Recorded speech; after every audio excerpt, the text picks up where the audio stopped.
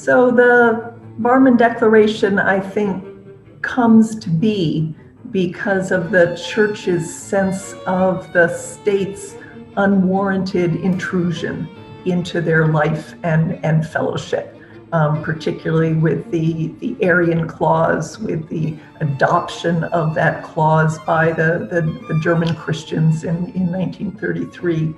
But when they actually get together and Karl Barth starts writing it, it of course reflects his own theological center, which is Jesus Christ. So I think of all the 6 theses of Barmen, the ones that aren't so helpful are really the church and state theses. Those are the ones I think that are the most dated. But it's the beginning. It's the sense that the church has a touchstone. The church has to keep going back to the witness of Jesus Christ, to the word of Scripture, and that is where they have to begin their deliberations.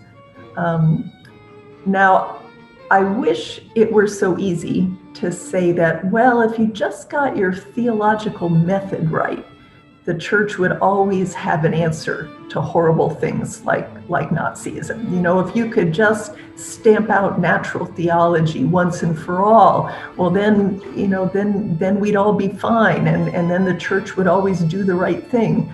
I think it's not that simple. It's not the case that simply saying, well, Jesus Christ is the one word we have to obey, that will somehow make everything clear.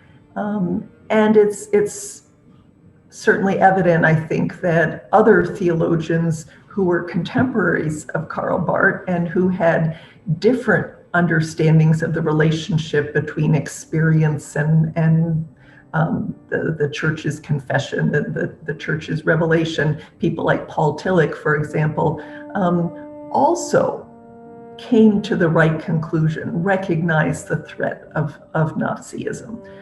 So it's not as simple as saying, well, if the church has the right theological method, everything will be fine. But I do think one of the strengths of the Barmen is that it brings us back to the basics.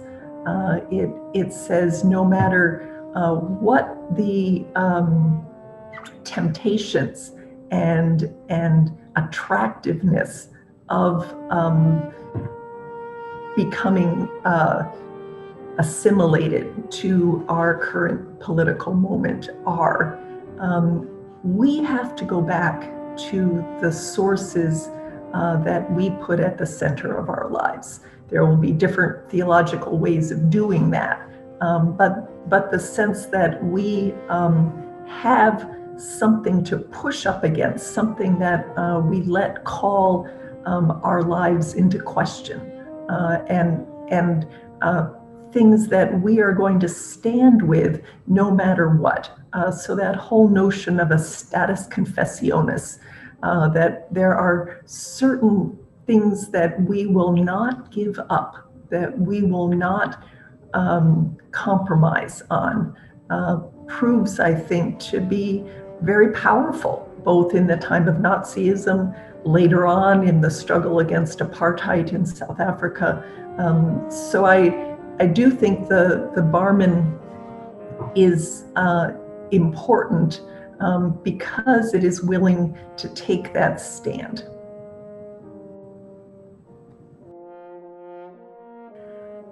Well, the Barmen Declaration, I think, is one of those documents that keeps on living in the life of the church. I don't think we would have the Belhar Confession from South Africa, for example, without the model, without the precedent of the Barmen Declaration. So when I read it now, I don't think so much about where are the shadows, Where are the places it falls short? I think in any historical document, you see those shadows.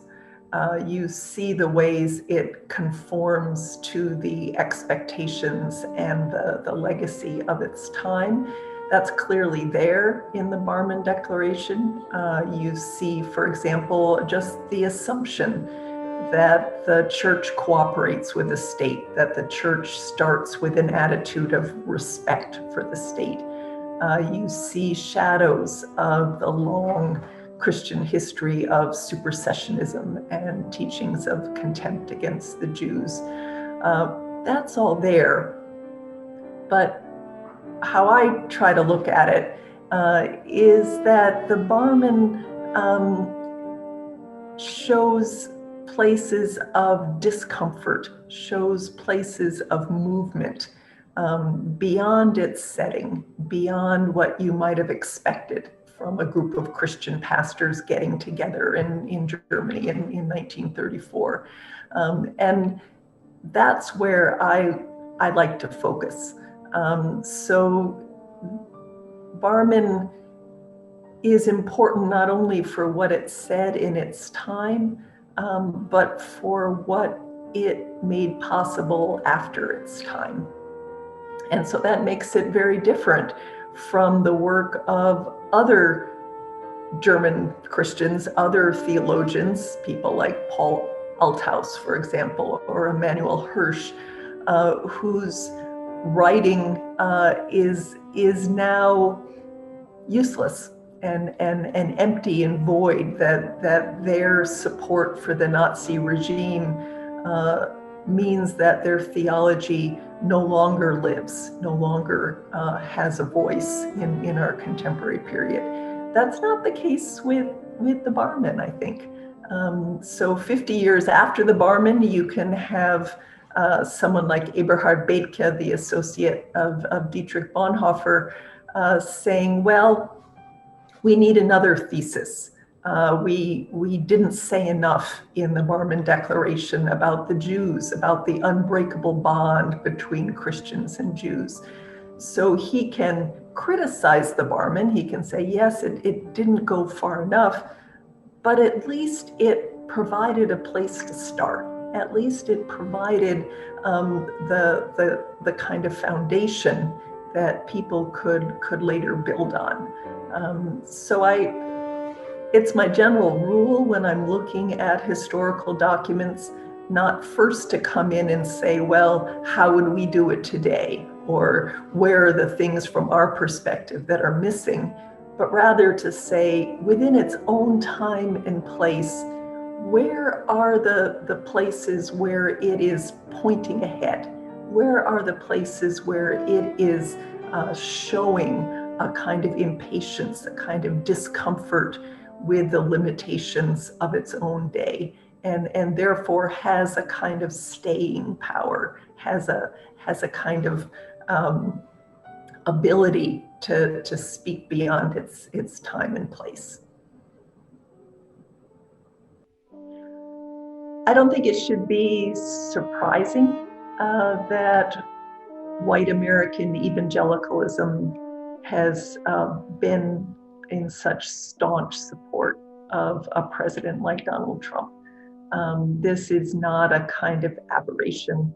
This is something that has been centuries in the making.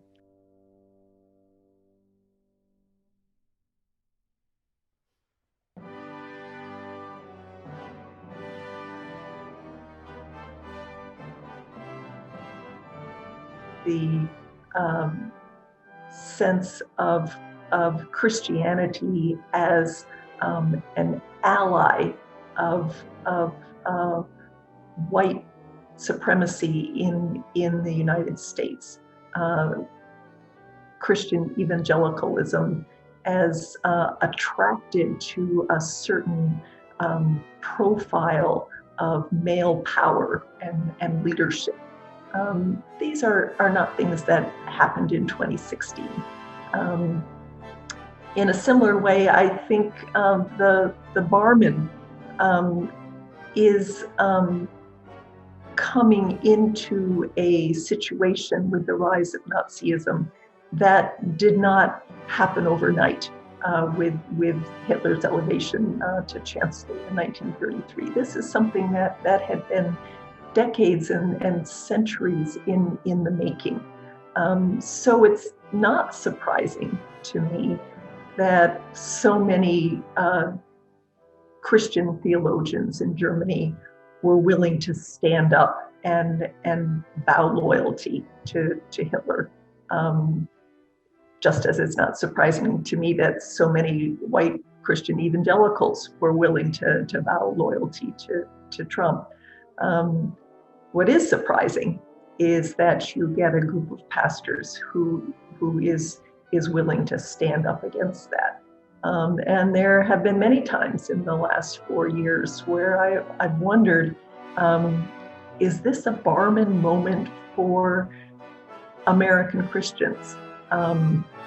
When migrant families are ripped apart at the border, when there is a kind of open courting of white supremacist groups, when there is a complete disregard for the relationships internationally with our longtime allies.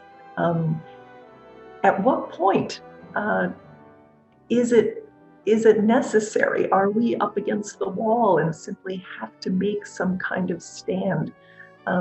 Just as the need for Barman was kind of incremental, so I wonder about the American situation. At what point do we have to do something decisive?